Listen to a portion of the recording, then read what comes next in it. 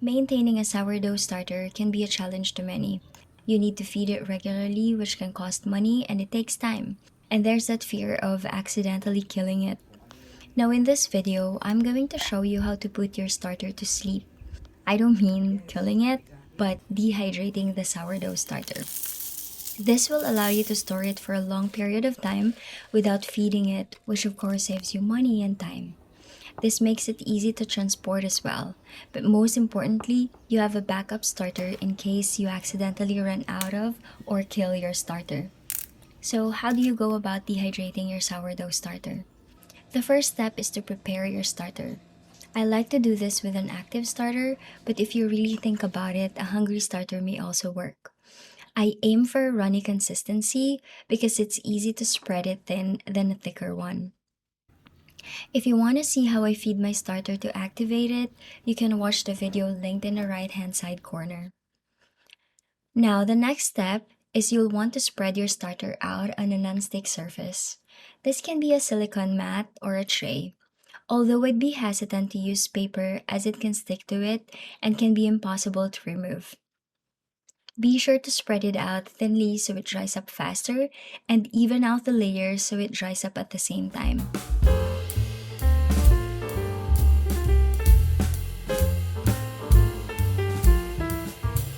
Now it's time to dry your starter. I don't have a dehydrator, although it would be cool to have one, so I'm letting my starter air dry. I just keep it on the counter with the food cover on so it'll remain clean and away from insects. I can also keep it in the oven, but I'm afraid that I might accidentally turn it on. So the next day, the starter is mostly dried and dehydrated. I tried to wait for it to completely dry, but it's so tempting, so I gave in. I enjoyed peeling this. Now listen to this.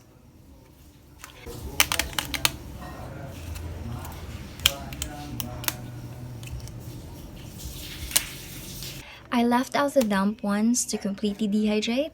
I wouldn't attempt to take that out and keep with my starter since it may attract mold and I'll lose this whole batch. Now, the next step is to store your dehydrated starter. You can use an airtight container or a Ziploc. You don't have to refrigerate these, but you can if you want to. I keep mine in ambient temperature and it's still usable even after 6 months. And that's all it takes to dehydrate your sourdough starter. If you enjoyed watching this video, hit the like button. Next video, I will be activating this dehydrated starter and bake with it. If that's something you want to see, subscribe to our channel so you don't miss it out. See you on the next one.